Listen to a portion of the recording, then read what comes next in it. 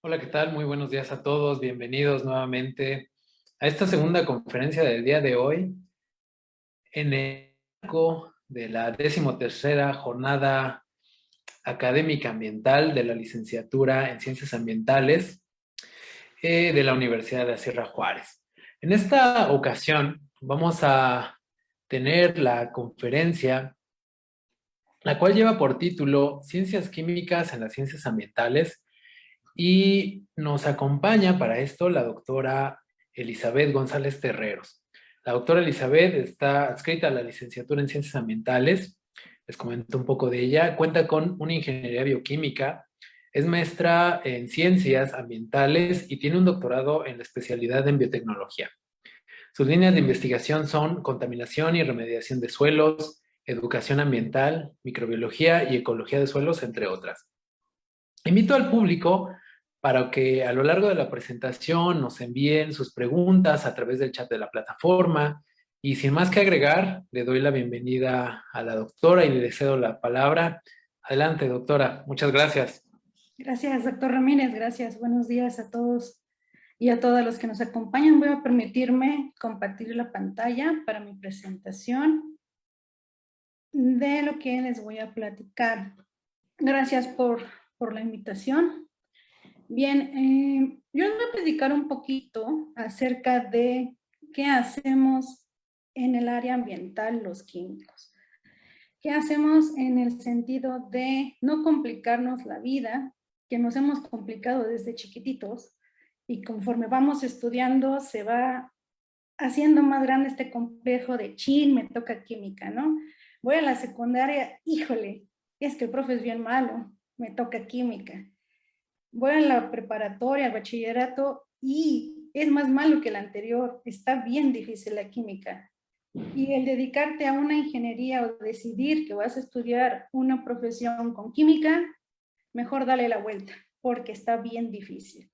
Y no es cierto. La química es bien fácil cuando tienes pasión por aprenderla, cuando tienes ese conocimiento ya per se en ti, desde que naciste traes la curiosidad de querer aprender muchas cosas, de querer saber cómo funcionan las cosas, o el simple, ¿qué pasa si hago esto? ¿Qué pasa si le pongo esto? ¿No? ¿Qué pasa si le echo sal a un vaso de refresco? ¿No? Una sencilla travesura de niños, ¿no? ¿Qué está pasando? Pues químicamente están pasando reacciones, y esas reacciones suceden en todos los ambientes. Voy a hacer un poquito más ejemplificar en esto. Por ejemplo, un bosque tan bonito como los que están aquí en la Sierra Norte, como el que se muestra en la fotografía, que es un bosque análogo, considerado el mejor bosque del país en la Sierra de Oaxaca en el 2016. ¿Habrá química en este bosque? Claro que la hay. Hay química en el sentido de que podemos encontrar fotosíntesis, ¿no? Que es por la cual funcionan las plantas, los árboles. Dan un servicio de captura de carbono, porque a través de su captura de carbono se libera el oxígeno que nos hace habitable a nosotros, los seres aerobios vertebrados, pues este ambiente, ¿no? Se cumple el ciclo o los ciclos biogeoquímicos aquí. Uno de ellos muy importante es el agua. Se capta el agua, se recicla el agua. Y otros muy importantes también para los nutrientes esenciales de cualquier sistema biológico, pues es el cumplimiento del ciclo del carbono, del ciclo del nitrógeno. Gracias, bosques, por darnos estos servicios ambientales. Gracias, bosques, por cumplir con esta funcionalidad química dentro de su ecosistema. Pero, ¿qué pasa si alguna alteración sucede en ese ecosistema? Si resulta un proceso fuera del alcance del mismo bosque, un proceso a lo mejor antropogénico, un proceso natural, una contaminación natural como un incendio. Existen generaciones y emisiones de algunos otros contaminantes tóxicos, como el monóxido de carbono, que es un bloqueador directo de la cadena respiratoria, nos asfixia. Emisiones de dióxido de carbono por la misma combustión, gases de nitrógeno, gases de oxígeno, los famosos NOx y SOx, contaminantes mortales.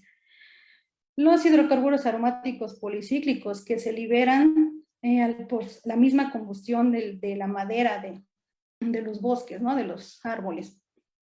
También aquí se liberan metales que se quedan en las estructuras de los bosques y que al generar este tipo de aumento de temperaturas masivas, pues se liberan también al ambiente. Y pues no se diga, ¿no? La migración o muerte de fauna. Entonces, también en un ambiente contaminado, también en un suceso, en un accidente como estos catastróficos, también hay química. Me voy a otro tipo de ambiente. Bonita la playa, ¿no? Todos queremos ya ir a la playa. Cacaluta. La bahía de Cacaluta, en las bahías de Huatulco, una de las playas catalogadas más hermosas de todo nuestro precioso país, México. Publicada en la revista de México Desconocido en el 2017. ¿También hay química? Claro que hay química. Se cumplen nuevamente ciclos del agua, ciclos biogeoquímicos. Hay oxígeno disuelto en estos ambientes de agua clara, de agua cristalina, y también algunas plantas llevan la fotosíntesis que se encuentra en el fondo del mar, ¿no? Claro que con sus adaptaciones y demás diferentes a las que se llevan en los bosques, pero al final de cuentas se cumplen estas fijaciones químicas, estos procesos químicos biológicos naturales, ¿no? Pero, ¿qué pasa si nuevamente hay alteraciones antropogénicas? Hay accidentes como el Exxon Valdez, en el caso de derrames de petróleo que van impactando directamente a faunas, todo el ecosistema marino, en las playas, muchos se quejan, habitantes de las costas mexicanas, que bueno, terminando las vacaciones, así como está el extremo izquierdo en la imagen superior, así amanecen las playas, ¿no? Sucias, llenas de basura, incluso son no de esa misma bahía, sino de bahías aledañas enfrente, que van arrastrando este tipo de basuras, ¿no?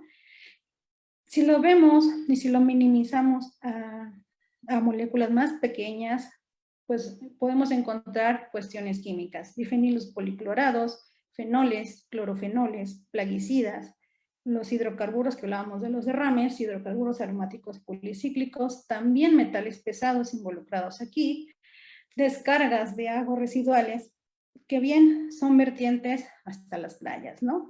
Llegan a las playas y de aquí hacen camino al mar. ¿Qué encontramos ahí? Otro tipo de contaminantes biológicos como son los coliformes fecales, desechos de caza como aceites, algunas grasas, también metales, plaguicidas y algunas sales de amonio y fosfatos que hacen una alteración fuerte en estos ecosistemas marinos. Desplazamiento incluso de algunas poblaciones ya establecidas de algas o de algunos otros crustáceos que habitan ahí son desplazados por este tipo de emisiones o por este tipo de concentraciones en aumento de contaminantes. Vámonos a un tercer ambiente, el aire. En el aire es normal que existan concentraciones de argón, de oxígeno y nitrógeno. Y esa combinación es la que nos hace persistir en este ambiente, tener la vida en la biosfera.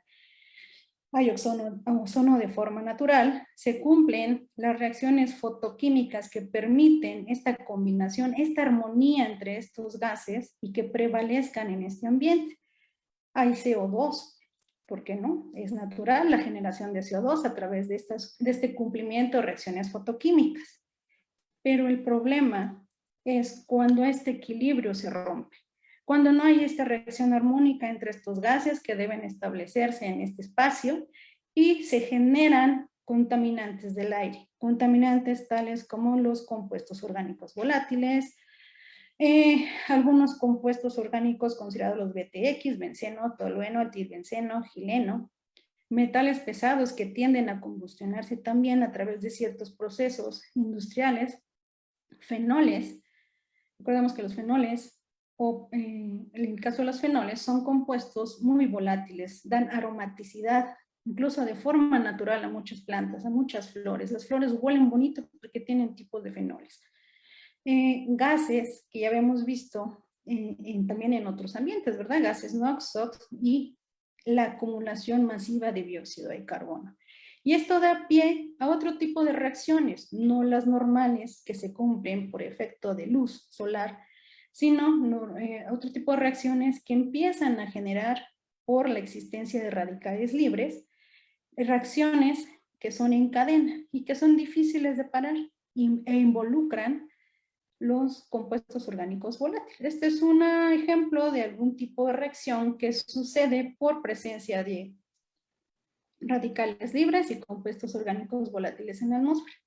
Al final de toda esta reacción en cadena se genera el ozono que se produce de manera masiva en las grandes ciudades o en las zonas conurbadas, junto también con el smog, ¿no? Lo que conocemos el smog no es más que una reacción aldeica de este tipo de compuestos. Bien, pero si se dieron cuenta en esos tres ambientes que yo les fui mostrando, donde había perturbaciones de sus ciclos normales, yo hablé de metales pesados. Y precisamente les hablo de metales pesados porque es un área en la cual pues hemos podido trabajar y desarrollar diferentes proyectos y trabajos donde se han involucrado precisamente muchos alumnos ambientólogos, muchos alumnos que les interesa su medio ambiente. Entonces, antes de avanzar con esto de metales pesados, pues es importante definirlo, ¿no? Se catalogan los metales pesados como contaminantes comunes en ambientes o en sociedades industrializadas. Generalmente la contaminación primaria, digámosle así, o emitida de estos contaminantes o de estos metales va directamente a suelo, sin embargo, puede diferirse o extenderse esta contaminación a agua o aire. Y la persistencia siempre, o la persistencia mayor, siempre va a ser en suelos. Hay una definición errónea y de hecho hay artículos científicos que discuten que si los heavy metal solamente es una música o si los heavy metal realmente existen, ¿no? Incluso el Instituto Nacional de Ecología y Cambio Climático en el 2012 cambia el concepto de metales pesados por elementos tóxicos. No el concepto, la definición, ¿no? El nombre. ¿Por qué? Porque si somos estrictos, un metal pesado es aquel que tiene una gravedad específica mayor a 5. ¿No? Una gravedad específica se refiere a la densidad en función de la densidad del agua. ¿Cuál es más grande? ¿Cuál es más chica? Se define una gravedad específica. En el caso de los metales pesados, pues solamente entraban aquellos que fueran arriba de 5. En el caso de cuando ya se empieza a analizar la contaminación por metales pesados, se ve que no todos estos tienen esa característica. Aquí los que están en naranja, como el cadmio, como el mercurio, como el plomo y como el zinc, son aquellos que cumplen con esta gravedad específica, pero empiezan a aparecer en cantidades no normales algunos otros que no cumplen con esta cantidad o con esta característica.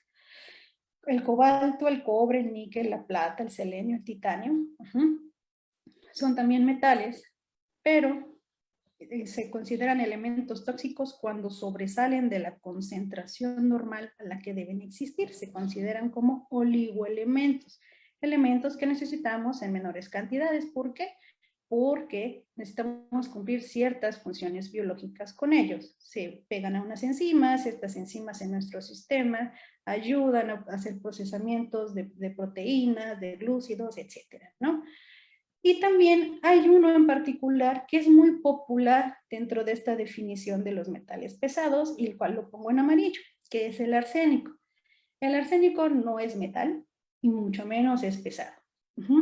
El arsénico es un no metal, pero por la toxicidad que genera o por la contaminación que se ha encontrado o sus índices sobre lo que establecen las normas oficiales mexicanas, se define entonces dentro de esta lista, pero ya no como metales pesados, sino como elementos tóxicos. Entonces, ahorita los que somos de la vieja escuela nos cuesta mucho llamarles elementos tóxicos a lo que ya tenemos establecido y bien definido como metales pesados, en donde sabíamos que el concepto son aquellos que pueden generar toxicidad, ¿sí? Entonces, si manejo uno u otro nombre como elemento o como metales pesados, entiéndame, ¿sí? Es lo mismo. Solo que hay un gran debate ahorita, ¿no? Entre cómo lo llamamos. Bien, estos metales pesados, hablábamos en un inicio, que se generan principalmente en suelo y que van a ir abundando en los otros ambientes, puesto que son muy dinámicos. ¿Qué emite estos metales pesados? Principalmente la actividad minera. La actividad minera produce más de la mitad de este tipo de metales o libera al ambiente este tipo de contaminantes. Otra actividad también industrial importante es la agricultura. Las aguas residuales, que ayer con la plática del maestro Miguel Ángel Curiel, veíamos que tienen muchos, bueno, al ser residuales conllevan muchos contaminantes, ¿no? Entre estos, pues los metales también son parte de esos contaminantes. En cuanto a la industria y también los desechos municipales contribuyen a esta contaminación por metales, ¿no?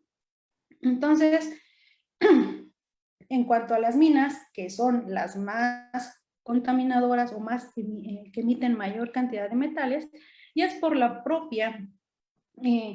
por el propio mecanismo de cómo se van obteniendo, pues obviamente los metales de interés económico, los metales preciosos, los metales que se utilizan posteriormente para toda la industria, ¿no? Entonces, la acumulación masiva se ha venido dando por décadas, se ha venido dando principalmente, las minas están establecidas en la parte norte, sur o centro norte del país, aunque también aquí en Oaxaca tenemos algunas minas, ¿no? Por la obtención de oro y plata principalmente. Entonces, el efecto que generan este tipo de metales va directamente o no es, digamos, a una sola dirección. Afecta biosfera, afecta aguas subterráneas, afecta obviamente la atmósfera. Son polvos tan finos que con el aire se pueden dispersar fácilmente por conducción eólica y también afectan pues directamente el suelo donde se establecen y a sus alrededores, ¿sí? Entonces son tan abundantes, se dispersan tan fácil que no se pueden cuantificar en un solo ambiente o que no vamos a poder estar seguros de que únicamente estén en un solo ambiente. Otra de las complejidades que hace esta abundancia de metales es que son bioacumulables, quiere decir que en un mismo ser vivo puede ir acumulando y acumulando dependiendo de la exposición de ese ser vivo a la contaminación de estos metales. Son biomagnificables, es decir, escalan niveles tróficos, teniendo en cuenta que somos el último eslabón de la cadena trófica, a nosotros nos llega la mayor contaminación de metales. No son biodegradables. Los metales no son biodegradables, no se pueden reducir porque si nos regresamos al principio químico, son elementos y los elementos no los puedes reducir, no los puedes degradar, ¿de acuerdo? Entonces, por eso los metales pesados, al tener estas tres complicaciones, damos en nuestro fe de voto de que sí son netamente elementos tóxicos. Pero ¿cómo es esa toxicidad? Bueno, si nos exponemos prolongadamente a altos niveles de metales, podemos tener algunos problemas en nuestro metabolismo. En nuestro metabolismo resultan tóxicos ya que causan daños directamente a nuestros ácidos nucleicos, a nuestro DNA. Pueden tener efectos carcinogénicos, pueden tener algunos otros efectos en la replicación errónea de proteínas y mutan lo que la información genética o la manera en cómo nuestra información genética se tiene que replicar, la modifican. Ejemplos de estos, les puedo decir del plomo. Todos recordaremos la película o el libro de Alicia en el País de las Maravillas, donde hablaba del sombrerero, ¿no? Que era un personaje loco y que decía puras incoherencias. Resulta que el sombrerero padecía de saturnismo. El saturnismo es provocado por la concentración de plomo en sangre y donde se padece de la pérdida de memoria de corto plazo, hay problemas de aprendizaje, problemas de coordinación. El chiste es que el plomo llega a causar daños neuronales directamente. Se ha visto esta deficiencia en niños que habitan en comunidades cercanas a las minas de Chihuahua. Se ha visto, o se han hecho estos estudios y se ha encontrado gran cantidad de plomo en sangre de estos niños. El arsénico, igualmente, al ser un agente mutante en cuanto a DNA, genera cáncer en humanos, problemas cardiovasculares y efectos de neuropatía epitelial, es decir, en la piel, algunos efectos de estas escoriaciones o acumulaciones de piel, algunos daños en el riñón. Entonces, también, y las concentraciones de arsénico son muy poquitas para poder presentar toxicidad. En el caso del cadmio, el cadmio se vio un caso en Japón en el cual generaba la enfermedad del itai-itai. Itai-itai quiere decir ay, ay, ¿no? Ay, me duele. Es un síndrome de deformidad ósea donde el cadmio reemplaza el calcio y va generando este tipo de deformidades, ¿no? Empieza a hacer a la gente curva. Imagínense que te duela un hueso, que te duela la columna vertebral, pues claro que gritas y tai, ¿verdad?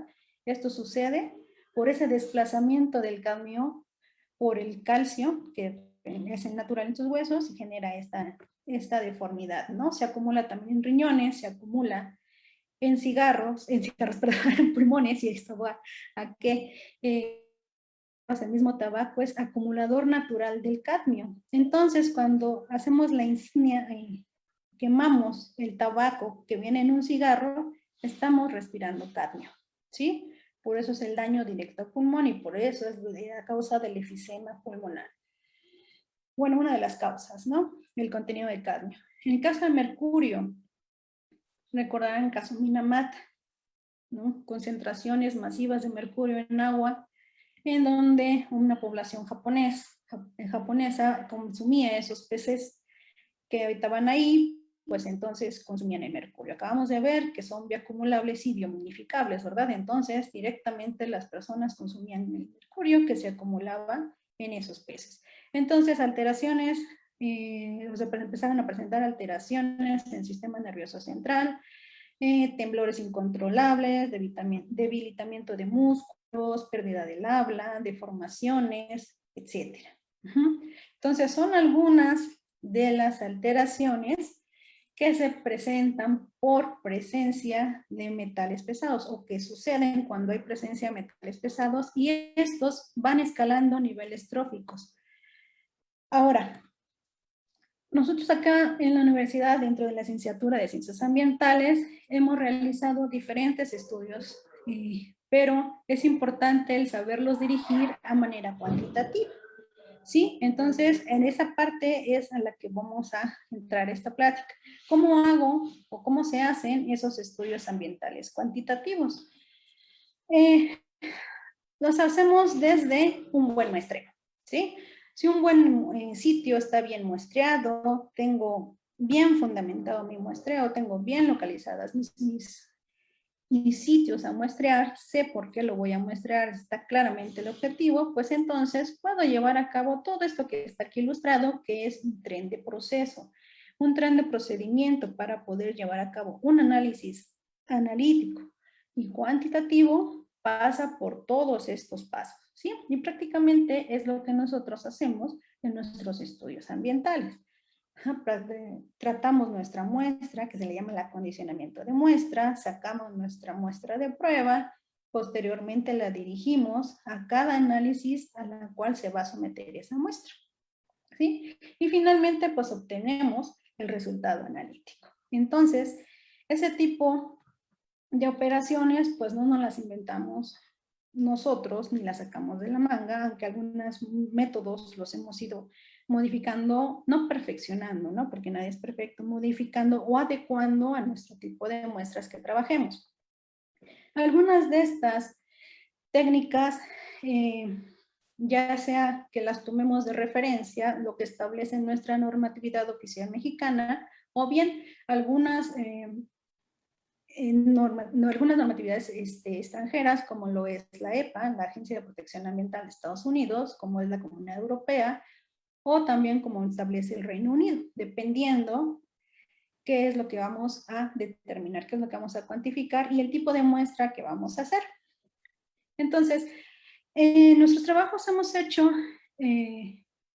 mucha referencia a estos dos métodos que se muestran aquí, que es la digestión ácida y la digestión ácida asistida por microondas, que son métodos de la EPA, en los cuales sometemos nuestras muestras de lodo, de suelo, de los lodos residuales, por ejemplo, también de aguas de tratamientos, y pues llevamos esa metodología o desarrollamos esa metodología que se establece en estas normas. Uno de los primeros trabajos que hicimos fue la cuantificación de los metales en los jales que se encontraban en la mina Natividad.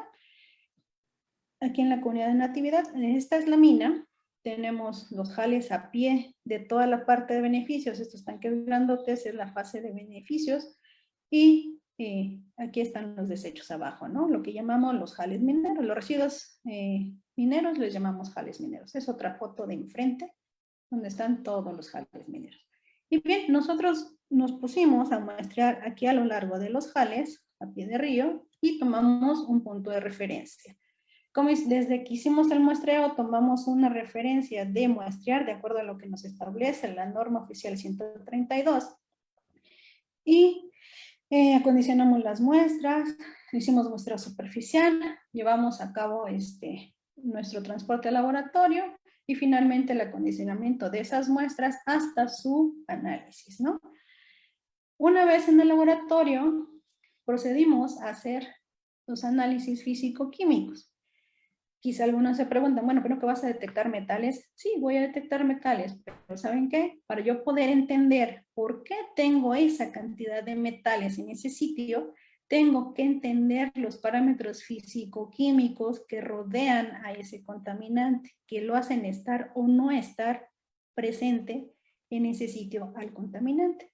Entonces, por los parámetros principales que se miden para poder entender el comportamiento del contaminante, al menos en el ambiente suelo, o en estas muestras de HAL, pues bueno, fue el tamaño de partícula, la conductividad electrolítica, la capacidad de retención de agua y nutrientes.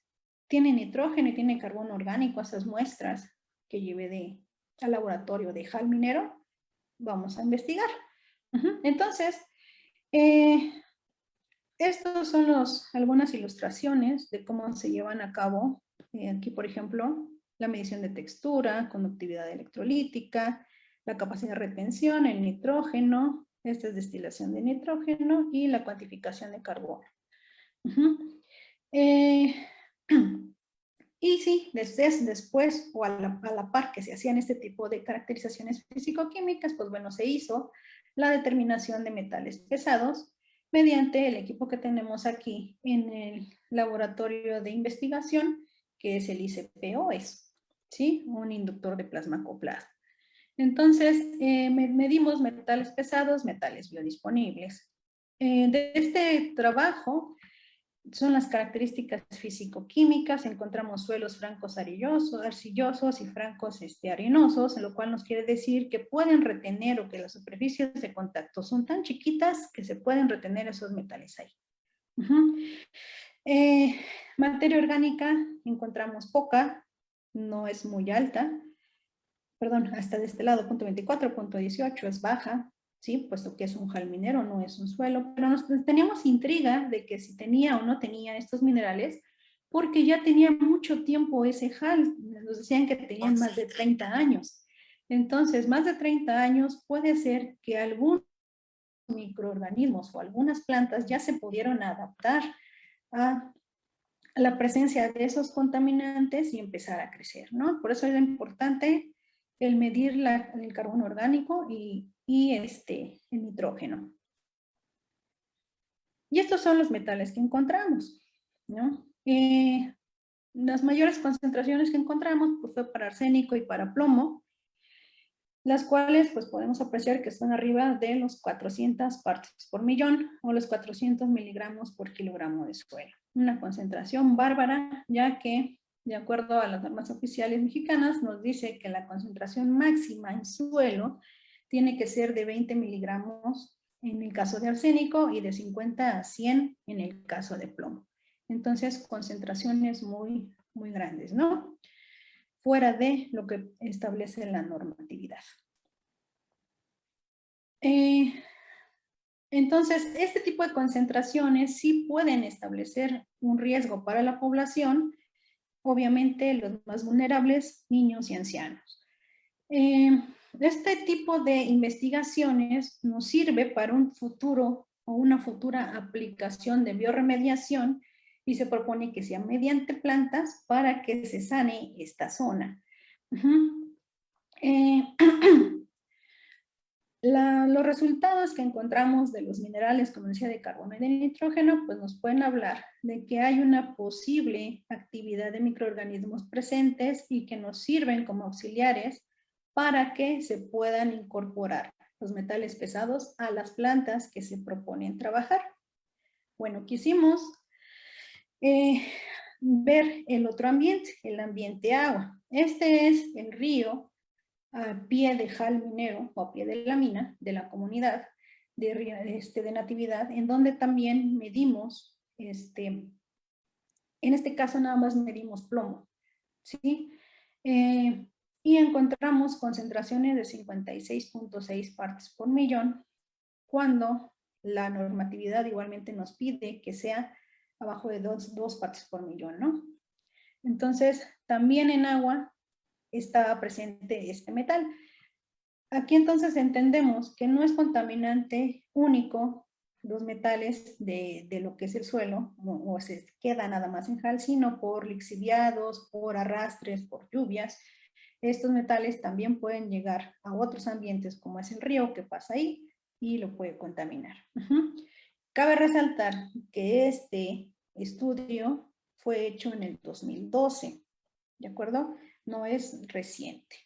Y al ser un ambiente dinámico, un río, obviamente estas concentraciones varían temporalmente. Tendríamos que volver a evaluar o hacer un monitoreo anual de estas concentraciones para aseverar lo que nosotros encontramos en esa ocasión o bien para poder ver cómo ha ido evolucionando o atenuando a lo mejor esa concentración de metales. ¿De acuerdo? Entonces, si nosotros hablamos de que puede ser factible un uso de plantas, entonces ya estamos hablando de un proceso de biotecnología, un proceso biotecnológico al cual se le llama fitorremediación.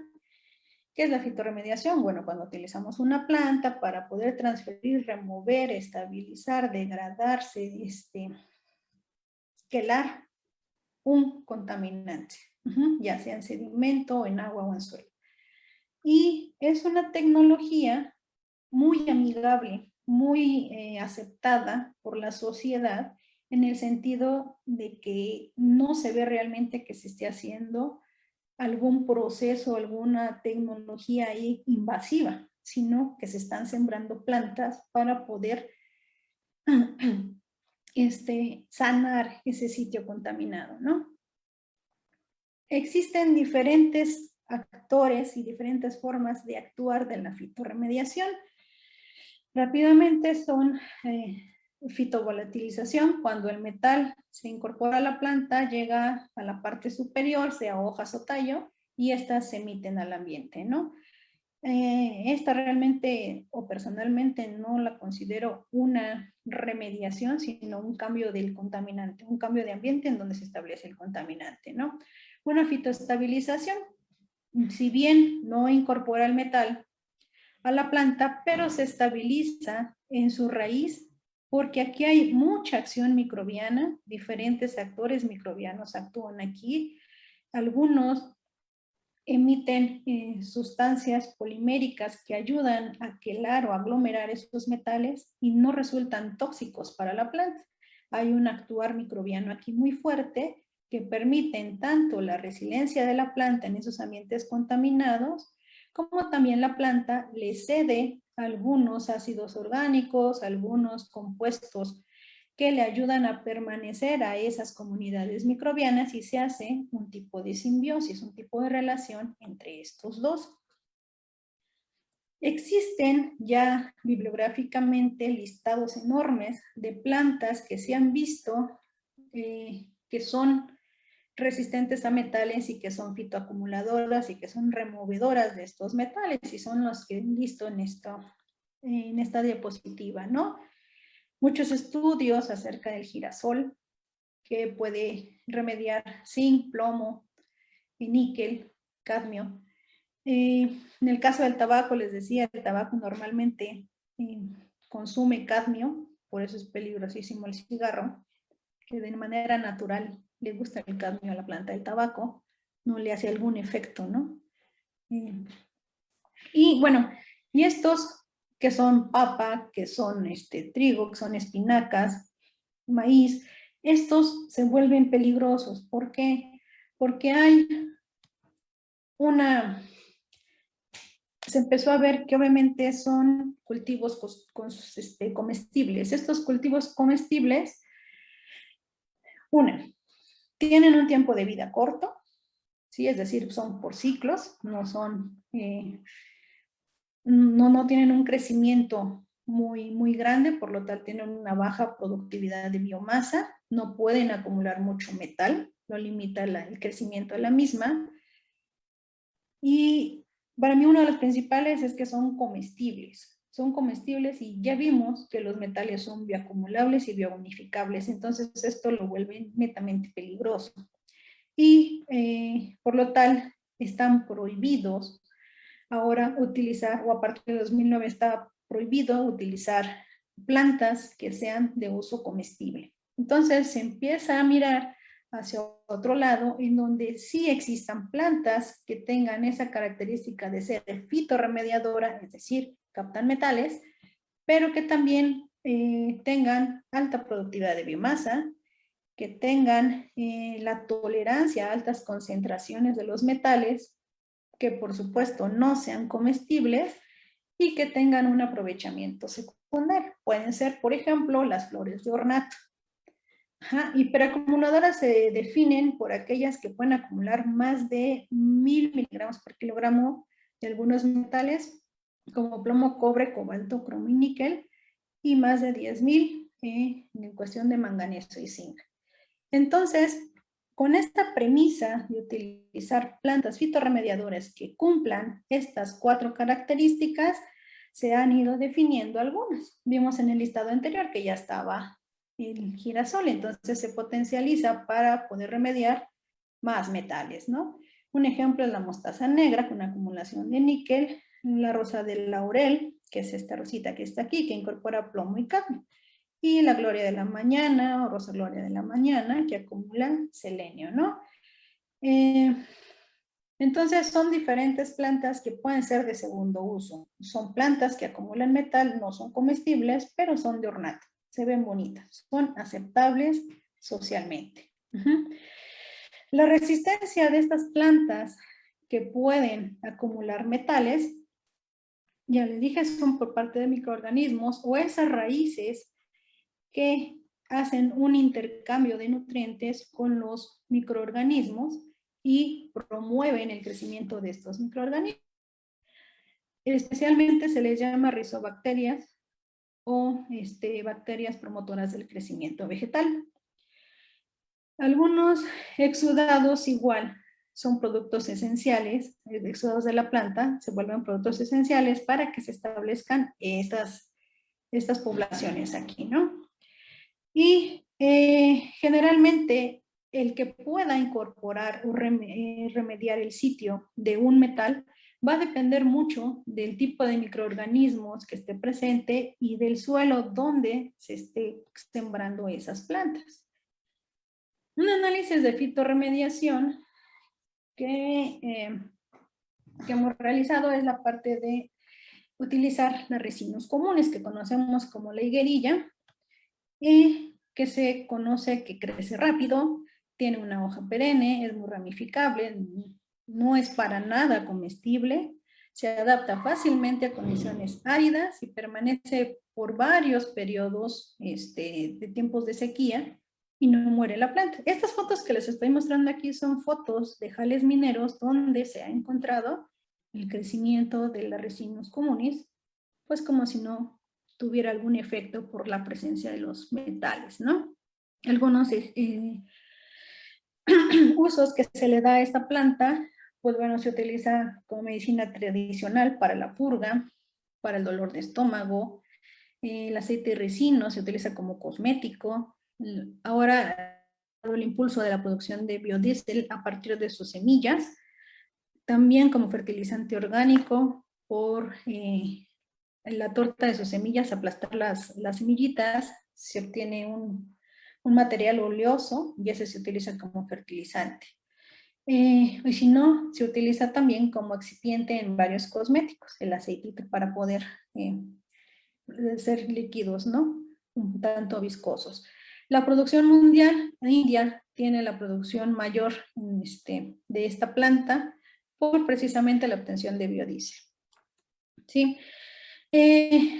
Entonces, en este trabajo nosotros queríamos determinar el efecto de la adición de los residuos en suelo y ver cómo era esa fitorremediación que podía llevar a cabo. Entonces, planteamos nuestro diagrama de flujo, donde vamos a cuantificar todos los metales que había en el suelo rizosférico, es decir, el suelo que estaba pegado a la planta, el suelo de cultivo más abajo y el suelo no cultivado. Este iba a ser en macetas o fue en macetas. Se evaluaron las partes aéreas y las raíces y se tomaron muestras cada 3 meses hasta los 9 meses.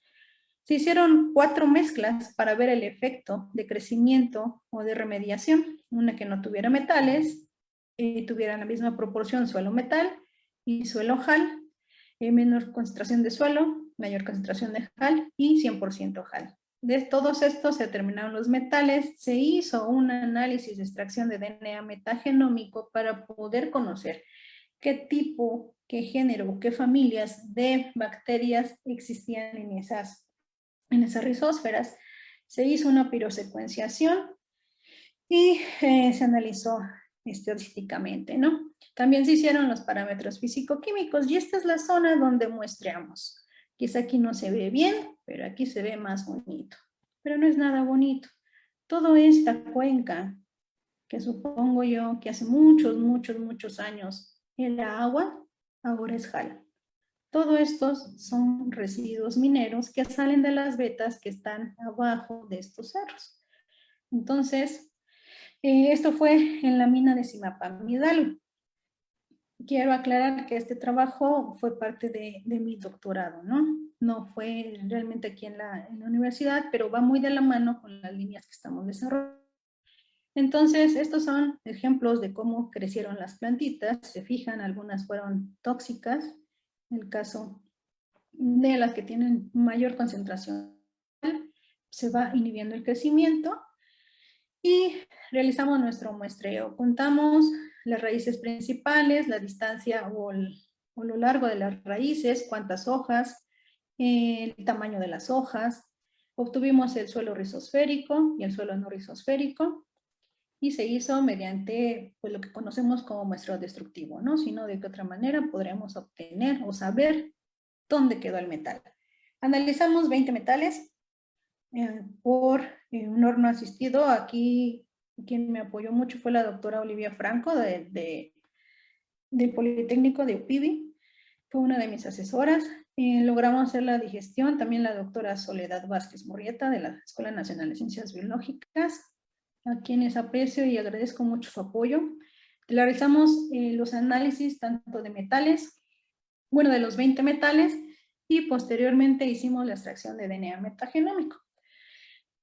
Sí, había obviamente diferencias significativas, pero lo sorprendente acá es que al inicio no teníamos absolutamente nada o casi nada de nitrógeno.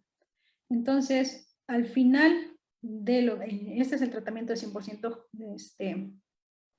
100% HAL, y al igual el carbono era del menor. Cuando terminó el experimento a los 9 meses, encontramos que aumentó la concentración de carbono orgánico. Quiere decir que esos exudados que generaba la planta alimentaban a alguna comunidad microbiana o comunidades microbianas y favorecían que esto se mantuviera en un sistema de simbiosis. Se podía contribuir con la concentración de carbono orgánico al suelo. Ahora, de los metales más destacados fueron estos. Arsénico encontramos 3.473 partes por millón, ¿no? 3 gramos, digamos, por kilogramo de suelo. Cadmio 120, cobalto 17 y cobre 1147, plomo 910. Lo comparamos con los suelos normales, obviamente estas son concentraciones mucho más grandes, y también con otros antecedentes de unas minas, de unos jales mineros de San Luis Potosí. En algunos sale mayor, en otros no, como el arsénico, ¿no? Que fue menor que en el otro jal minero, pero depende mucho del origen parietal del jal que se está extrayendo en la beta de la mina. En cuanto al crecimiento de la planta, pues se vio una inhibición en cuanto al tallo y raíces, en cuanto número y longitud, ¿no? Entonces sí hay un efecto inhibidor de crecimiento, pues no se murieron las plantas, continuaron. Al no tener más bien ninguna retención de agua, el crecimiento de esta planta pudo ir inhibiendo, la no humedad pudo ir inhibiendo el crecimiento de la planta, y el hacer esta bioaumentación en una estrategia de fitorremediación, es decir, adicionar el suelo, nosotros podemos aumentar también la cantidad de carbono orgánico y darle de alguna manera nutrientes para que aminore esos efectos negativos la planta. Y las cantidades de metales en suelo pues incrementan la concentración en estos sistemas radiculares, ¿no? Que inhiben el crecimiento normal y van a alterar la fisiología de la planta. Algunas de las abundancias relativas que encontramos, mayormente habitando las plantas que tenían o que estaban creciendo en 100% HAL, fueron estos Phyllium, Actinobacteria, TM7 y Protobacteria. Algunos de ellos ya están reportados como que son abundantes donde hay jales mineros. Y en cuanto a géneros, encontramos Thiobacillus, ya que es un género que se caracteriza por oxidar el hierro y el azufre y tener de esa manera sus fuentes de energía, y la Lysobacter, que es una de las bacterias más abundantes en minas que resiste la concentración de arsénico. Bueno, trayendo estas ideas acá con los estudiantes de ambiental, empezamos a hacer también, ya no en actividad, sino también donde está la otra mina, que es en pueblos mancomunados, específicamente en la población de San Miguel Amatlán. Determinamos metales y la estimación de la biomasa microbiana. Entonces, fuimos a muestrear los jales mineros y para detección de metales y para detección de características físico-químicas. Estos trabajos los hemos aterrizado en tesis de los estudiantes que se han querido involucrar con esta parte de la determinación de la contaminación. Son sí procesos largos de contaminación, sin embargo, procesos largos de experimentos en el laboratorio y demás, sin embargo, los resultados han sido muy satisfactorios, ¿no? En el sentido de que se profesionalizan los chicos en manejo de laboratorio, en manejo de instrumentos, en manejos de equipos y generan la experiencia del muestreo, de la capacidad del diseño del muestreo, de, si ustedes alcanzan a observar, de las zonas de muestreo, georreferencian los sitios de muestreo, establecen un mapa y llevan a cabo su desarrollo de tesis, ¿no? También hemos hecho mediciones de actividad microbiana en suelo y también en jales mineros. Esto desde la primera generación de ambientólogos, Oralia es una de ellas, y también en generaciones actuales, ¿no? Alejandra, Guadalupe, trabajan ahorita en esta parte. No nada más nos hemos centrado en llevar la química al ambiente en sitios contaminados, sino también en algunas zonas que se consideran reservas nacionales. Una de ellas es el volcán El Chichonal en Chiapas, con quien he tenido la oportunidad y el gusto de trabajar con los doctores Víctor Manuel Ruiz Valdivieso y el candidato a doctor Humberto Castañón González.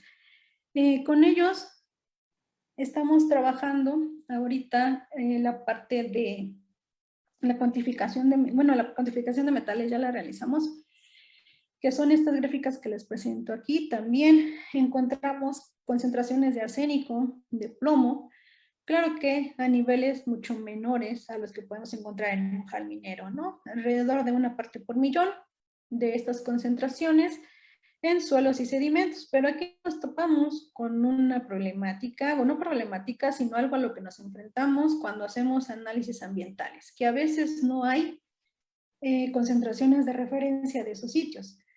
Muchas veces hacemos los análisis y queremos compararlos para poder discutir nuestros resultados, pero resulta que nadie más ha hecho ese tipo de muestras, entonces nos complica un poquito la existencia, el querer discutirlos, porque no hay una muestra igual. Alguien que haya hecho muestras iguales como nosotros, que fue suelo y sedimento de volcán, y que no podamos decir, ah, mira, se parece mucho esto que encontramos en este volcán con el otro volcán.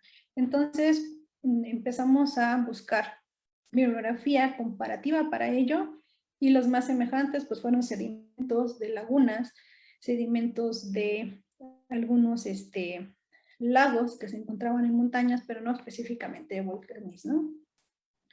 Y bueno, esto es de una parte de lo que me correspondió a mí en este proyecto. Ellos están haciendo el metaboloma y la biología molecular de esta parte, la caracterización físico-química del cráter del volcán.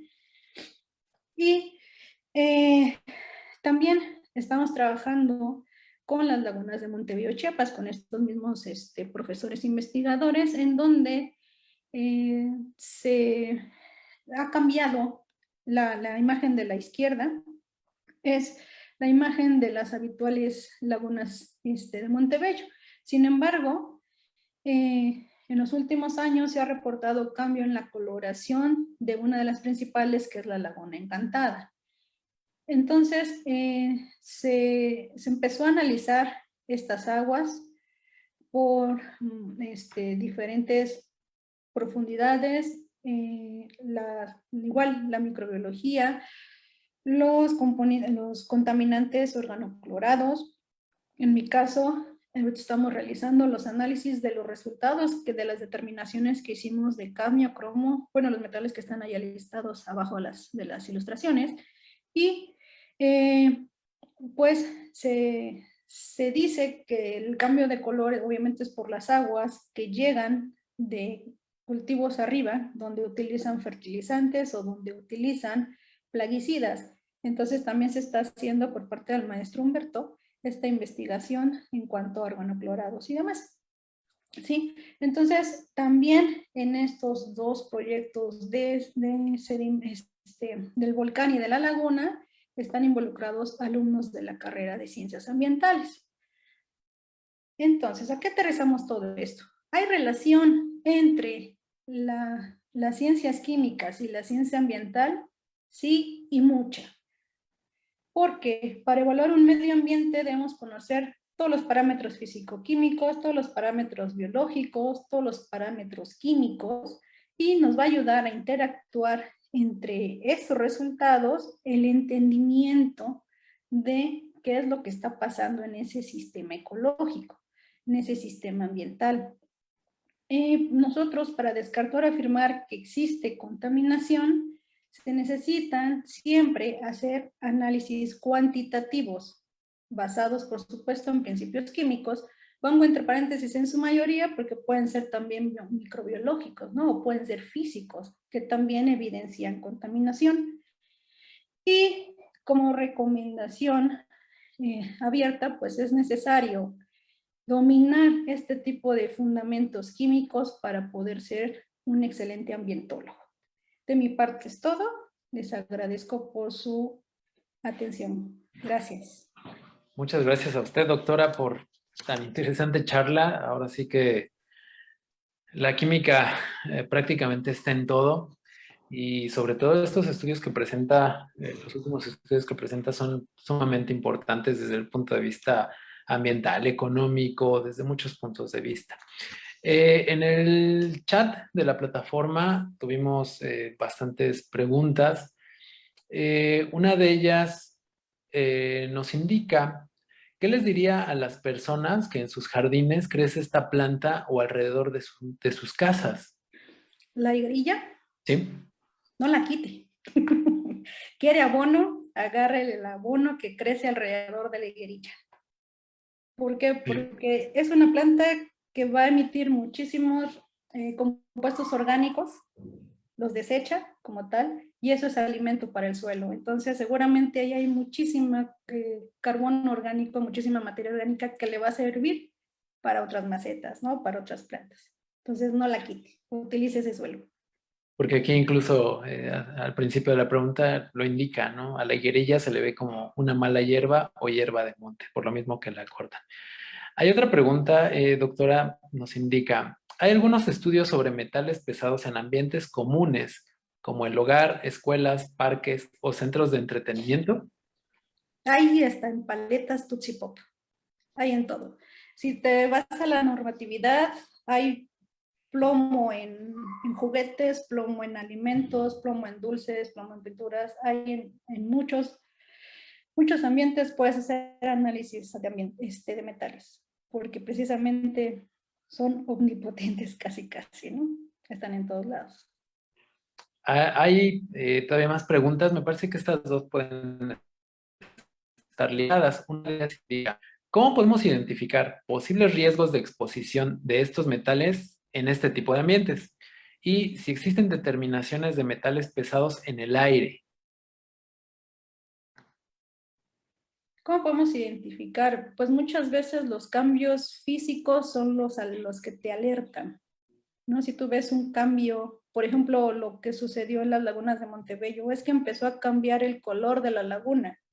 Es que no nada más es el color de la laguna, cambió porque precisamente las reacciones químicas normales ya no están presentes o son sustituidas por otras, ¿no? Entonces, algo que te puede alertar mucho es el cambio físico, para poder saber si hay una presencia de algo, ¿no? Y la otra es: ¿existen determinaciones de metales pesados en el aire?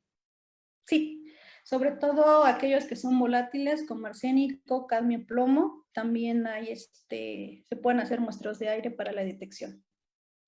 Y en este caso, su determinación es más complicada o menos común que los análisis en el suelo y agua. ¿Es más complicado analizar en aire? Es más complicado por los aditamentos instrumentales que debes tener para tus equipos analíticos, ¿no? Y en el tratamiento de la muestra. Y perdón, también porque vas a encontrar mucho menos concentraciones que las que encontrarías en suelo o en agua. Entonces también puede limitar la detección. Bueno, doctora, todavía quedan otras preguntas en otra plataforma, pero por cuestiones de tiempo, pues tenemos que terminar la conferencia. A nombre de la licenciatura en Ciencias Ambientales y de la Universidad de la Sierra Juárez, no me queda más que expresarle mi más sincero agradecimiento por su participación, por su apoyo en esta 13ª jornada académica ambiental. Posteriormente le estaremos haciendo llegar su reconocimiento correspondiente. Doctora, muchas gracias. Gracias a ustedes. Hasta luego. Gracias. Buena tarde. Gracias. Buena tarde. Y bueno, los invito también para que permanezcan conectados, ya que a las 5 de la tarde en punto estaremos regresando con una conferencia, la cual lleva por título El ajolote mexicano, ecosistema, restauración e investigación. Será impartida por los maestros en ciencias Iraíz Valenzuela Arceta y Ulises Omar García Lepe, del Centro de Investigación y de Estudios Avanzados del Instituto Politécnico Nacional. Están todos invitados. Doctora Elizabeth y público que nos acompañó, muchas gracias y que pasen una excelente tarde. Gracias. Gracias.